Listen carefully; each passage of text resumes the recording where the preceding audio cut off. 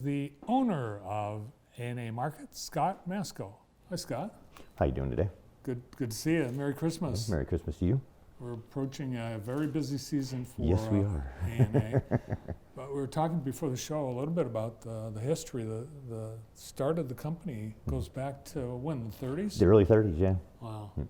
Which is kind of cool. It's been there that long. We're getting closer and closer to 100 years, so which would be pretty nice. We'll make a big deal of it when we get there. I think so. Now, was your family part of the original? No. We just, what it was is like Walt McGaskey bought it from the Boheimers and everything. And then my dad started working for him. I was sitting at home being a bum, kind of like just getting out of school. My dad goes, get down here. So next thing you know, just went from there. I've been there now 34 years. Wow. So went from doing bottles and stuff like that all the way to owning it now. So. Well, it's a very unique store, and I was saying that there are families in this community, they could not make their traditional recipes without A&A, including my wife. We've got a meat pie that she makes every year. That's a family tradition, and it requires a special blend of beef and pork just right, and you're the only guy that can do it. Yeah, we try to take care of people the best we can. Yeah. I mean, we get some things you can't do, but for the most part, we try to take care of everybody and be fair with everybody. That's why I think, too, we're so popular with a lot of people that keep coming back, because we do treat them fair. We try to give them the best quality of product we can get them. So, that makes a difference for people. So, and it seems to work over all these years. So you're doing something right. Yeah. Well, part of it is your selection. I mean, you've got a ton. I can't think of anything you don't have. Well, then what's crazy too, because we do have other stuff that we don't even have out in the store because we just don't have room to put it. We have stuff in the freezers and stuff that only certain customers know about. We try to let them know, but we're about to make changes after the first of the year. We're going to bring in some more freezer cases so we can actually display some of the stuff that we don't have out on the floor all the time. Because sometimes we have to just rotate. All right, we'll put this out this month. When that sells, we'll put this out, but at least this way, we'll be able to put it all out. So. Well, I don't know where you're going to put any freezers because it's the Yeah, that's the fun part. So yeah, we're having fun messing with some of that. We're taking, we got an Eckrich room in there, which is all Eckrich products. We're actually going to be taking part of that to put our own products in there, mostly to speed it up for the customer, because when they come in, we get pretty long lines. I some know. people just want, like 5 pounds of burger, just like a ham or something like that. We're going to take part of the Eckrich room and put some of that in there so people can come and get out quicker. We're going to start doing some of that for customers and everything, because it gets bad for the older people to have them stand there for like 15, 20 minutes. Well, the Eckrich room, yeah, I can see where you could cut that in half, because the Eckrich people must love you to have a dedicated cooler that's just Eckrich.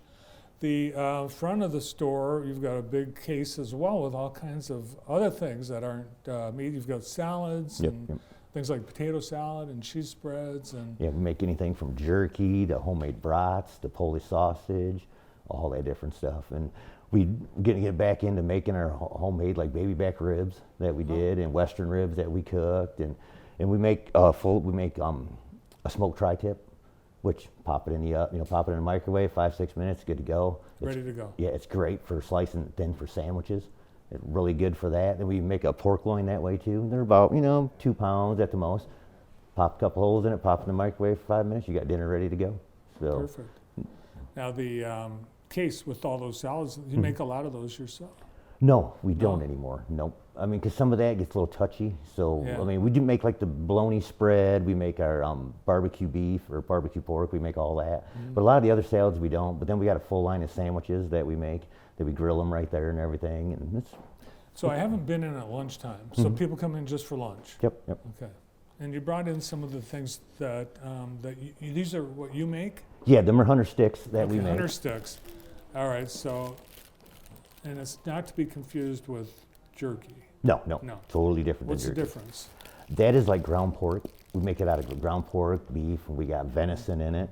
And they're all different flavors, from barbecue to regular with cheese. We make them hot. We make them with different peppers. We grind all our own peppers. We don't buy anything that's already done. We grind them all. Wow. So. Secret recipes? Yeah. I mean, basically. I mean, people want to ask what we put into it, but it's like, yeah. And these, so what do you do with them? You just eat them. Just eat them just like this? Eat them like snack sticks. Yep, just like a Slim Jim, everything like that. So they're smoked? Yep, they're all fully cooked and everything. So, and we do make a raw Polish. We do make that too, where it's fresh. So it's a very ethnic neighborhood that you're in, and really that you have served for many Yeah. years. Well, it's starting to slim out now because a lot of the Polish people are getting older and starting to pass away. You know, so that we've noticed that over the last 30-some years that I've been there. I mean, you hate to say it, but you see it. Then certain products people don't buy anymore, or don't ask for anymore because the people that ate it, they basically passed on. So what some unusual things that people wouldn't normally think Well, of? you used to get like veal or plain loaf or veal loaf, what you call it. They don't even make that anymore. Veal loaf. I Yeah, never heard it of was just like, well, it's like when you make your lunch meat, like pickled pimento and all that. That was basically the lunch meat without the stuff. You know, any of the pickled pimento or any kind of things in it Oh, really? is what that is. Yeah. So I mean, that's gone, and there's a few other things that are just passing away because people just don't use them anymore. But we try to keep up with some of the newer items, and especially some of the older items that we've been known for, especially like our Polish sausage. I mean, people love that. We have people that ship it up north. We have people that want us to ship it like all over the United States, you know, so it's kind of cool, you know. I mean, Dan Kluk made an excellent job making it all and coming up with all the recipes like he did. He's one that we definitely missed over the last couple of years, but, you know, we just got Yes. to keep going on, so. Yep.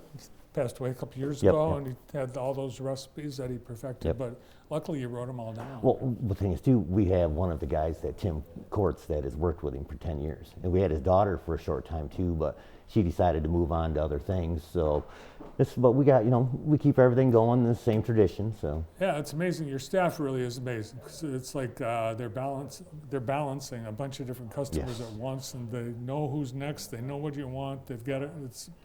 Well, I got a great core of people that have been there for a while. Some have been there up to 20 years.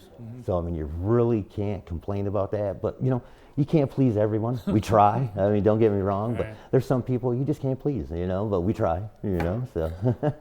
You guys do a great job. Now, here's something that's unusual that I don't, you know, I guess I don't recall seeing something like this. This is ground venison. Yep, well, it's a salami stick. But it's Oh. venison is what it is. It's we a make venison salami stick. yeah, from October through January. We usually have them every year. Do you process your own? We used to, not anymore. See, now we have to get farm raised.